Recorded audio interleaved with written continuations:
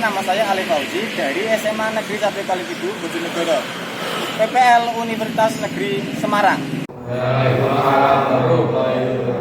Ya, gimana kabarnya? Baik? Ya, sudah sarapan ya dari rumah? Ya. Nanti kalau belum sarapan ya kurang tenaganya. Ya, usahakan sarapan. Jadi sarapan itu sangat penting bagi kesehatan kita juga.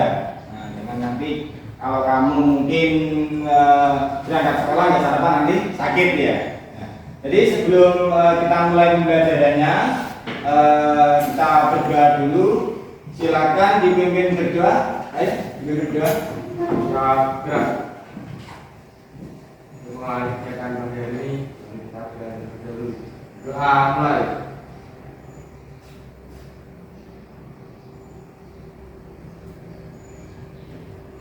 Doa selesai.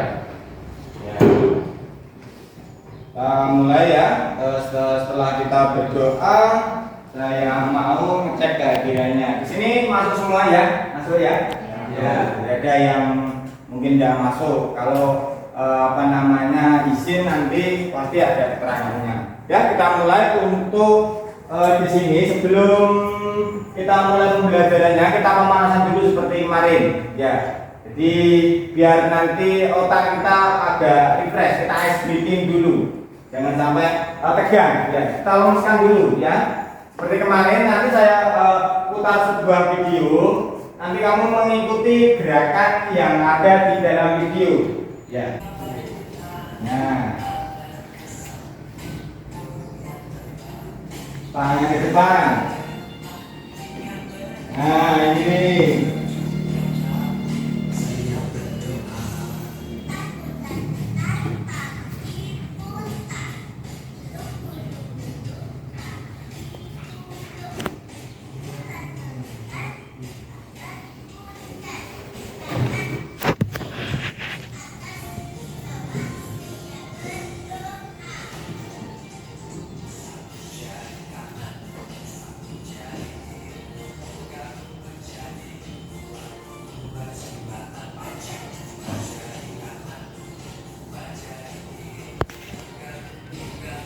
Ya.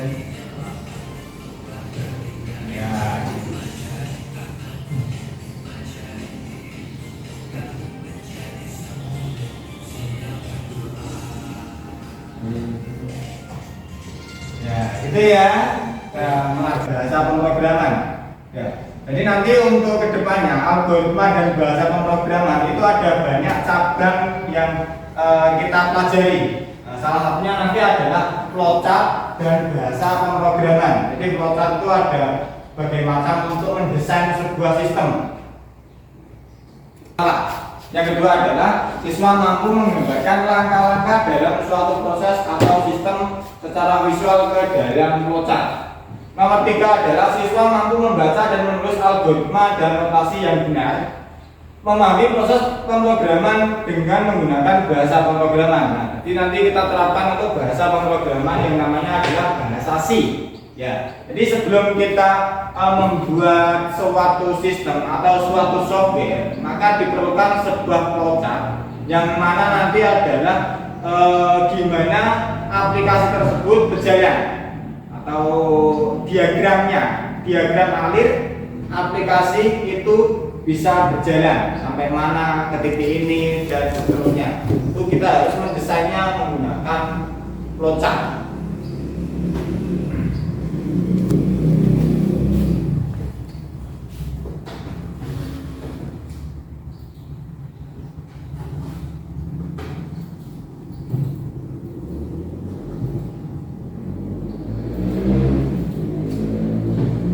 Ya, jadi di sini untuk algoritma dan pemrograman bab yang kita pelajari ini, yang pertama adalah nanti masuk ke dalam algoritma yang paling atas itu sendiri. Itu ada diagram. Yang pertama adalah diagram alir, itu yang namanya flowchart kalau dalam bahasa Inggrisnya. Kalau dalam bahasa Indonesia adalah diagram alir. Terus yang cabangannya dari algoritma itu adalah pseudocode. Nah, nanti itu adalah sebuah pendesainannya. Itu adalah nanti di dalam. Nah, apa itu algoritma? jadi ini adalah algoritma. Algoritma adalah suatu kumpulan instruksi terstruktur dan terbatas yang dapat diimplementasikan dalam bentuk program komputer untuk menyelesaikan suatu permasalahan komputasi tertentu. Nah, jadi algoritma, saya ulangi lagi ya, adalah suatu kumpulan instruksi terstruktur dan terbatas yang dapat diimplementasikan dalam bentuk program komputer untuk menyelesaikan suatu permasalahan komputasi tertentu. Jadi ada permasalahan nanti yang harus kita selesaikan dalam algoritma ini. Nah, di sini ada simbol-simbol yang digunakan untuk membuat desain flowchart. Salah satunya ini ada beberapa. Yang pertama ada garis, ada elips, ada kotak, ada segitiga, ada bujur sangkar, ya, ada lingkaran dan seterusnya. Di situ ada banyak fungsi-fungsi yang bisa digunakan untuk membuat suatu diagram alir atau flowchart. Nah, ada fungsinya sendiri-sendiri. Ini yang pertama adalah yang atas sendiri itu adalah tanda panah. Jika kita gambarkan ke diagram alir atau flowchart itu harus memenuhi kriteria ini. Dia harus memenuhi fungsinya juga. Jadi nanti simbolnya ini tandanya apa, simbolnya ini tandanya apa, semua harus sesuai dengan tabel yang ada di dalam diagram alir tersebut. Nah, di sini ya, contoh penggunaan flowchart. Di sini nanti ada pertama, ini saya gambarkan dari awal dulu, simbol terminator. Jadi simbol yang digunakan untuk mengawali dan mengakhiri. Untuk di awal biasanya ditulis kata start atau begin atau mulai. Jadi awalan dalam simbol flowchart itu ada tanda terminator, yang dilambangkan elips ini. Ya. Itu dia proses awal ataupun proses akhir itu di dalam simbol flowchart. Jadi ketika kita mulai harus masukkan simbol ini dulu di dalam untuk merancang sebuah diagram alir. Nah, terus selanjutnya adalah simbol input atau output, digunakan untuk memasukkan suatu nilai untuk proses atau menampilkan nilai dari hasil suatu proses. Yang pertama ini simbolnya apa? Bujur sangkar ya? Ya. Jadi yang input atau output itu adalah suatu proses yang nanti akan dikelola dari masukan-masukan yang ada. Nah, masukan itu bisa berupa teks atau berupa suatu perhitungan. Nah, nanti akan menghasilkan input simbol tersebut. Nanti silakan gambar, nanti saya lihat hasilnya.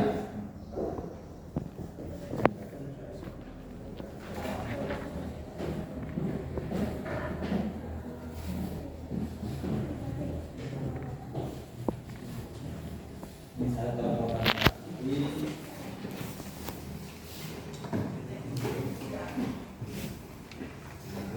Contohnya ini ya.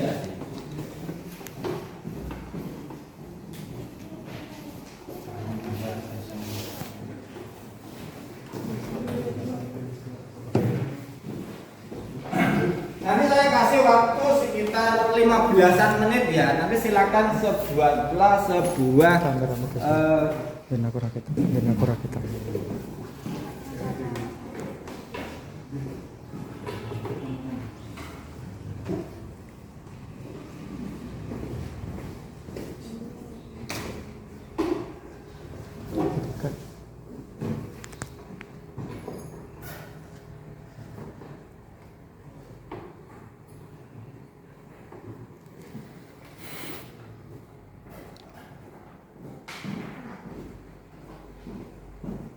gambarkan proses dalam kehidupan sehari-hari. Sudah cuma kertasnya.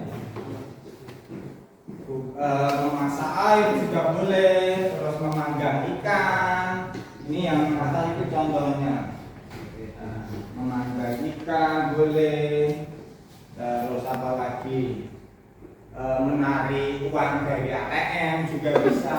Mulai gambar ini kita harus menerapkan ke dalam suatu bentuk digital untuk menerapkan sebuah flowchart yang ada di dalam kehidupan sehari-hari kita. Sebenarnya flowchart tersebut biasa digunakan dalam suatu sistem pemrograman. Jadi sistem pemrograman tersebut nanti akan menghasilkan aplikasi yang bisa dipakai dalam kehidupan sehari-hari kita. Di dalamnya tersebut nanti ada proses-proses juga, mulai dari awal sampai akhir. Jadi ketika aplikasi berjalan itu pasti ada mulai dan selesai. Nah, ketika kamu menggunakan aplikasi WhatsApp ya, jadi ketika aplikasi WhatsApp, ketika kamu ingin memanggil seseorang, itu nanti ada proses-proses yang akan terjadi. Yang pertama, buka aplikasi WhatsApp-nya dulu.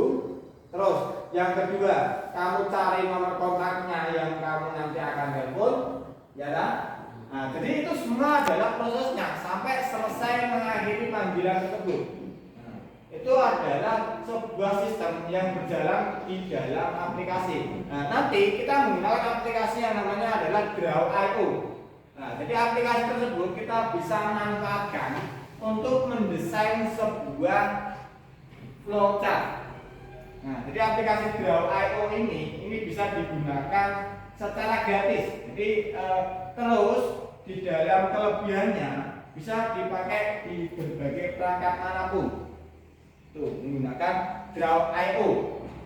Nah, jadi di sini juga kita bisa menggunakan ponsel kita ya. Kita manfaatkan ponsel kita untuk membuat sebuah kreasi atau memanfaatkan ponsel kita untuk media pembelajaran supaya bisa diakses dimanapun. Jadi orang-orang itu kita sudah mempunyai aplikasi banyak yang ada di dalam HP kita. Nah, nanti untuk membuat diagram alir ini atau flowchart tersebut, saya nanti akan membuat kelompok supaya sesuai dengan yang kamu gambarkan di sini. Nah, nanti kita pilih salah satu yang kita terapkan ke dalam aplikasi yang ada di Draw.io. Ya. Nah, coba kamu silakan dibuka HP ini. Nah, buka HP ini. Landscape ya, nanti di landscape. Nanti buka aplikasi Google Chrome. Nanti saya bentuk kelompok per bangku 22 ya, per bangku 22. Nanti silakan mengakses alamat yang ada di dalam di depan proyektor ini, appdiagram.net.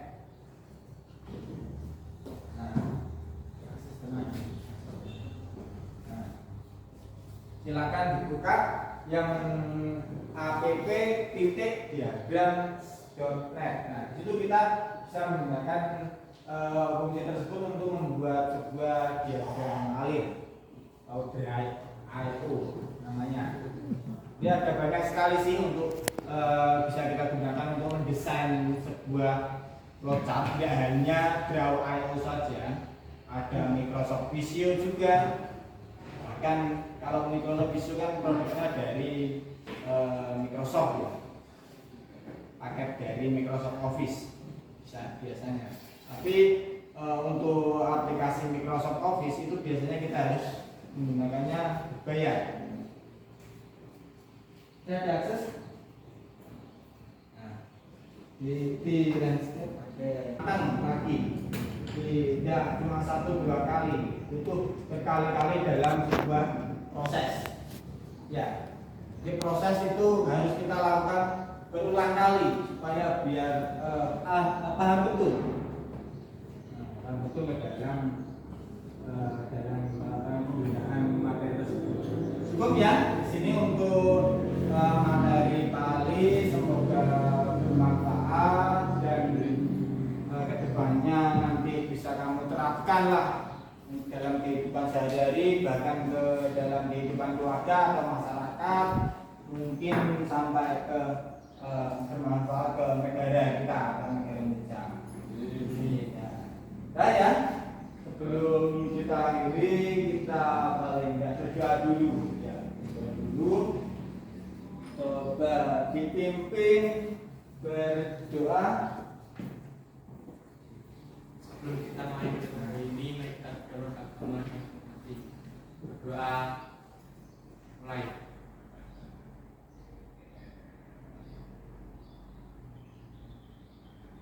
Coba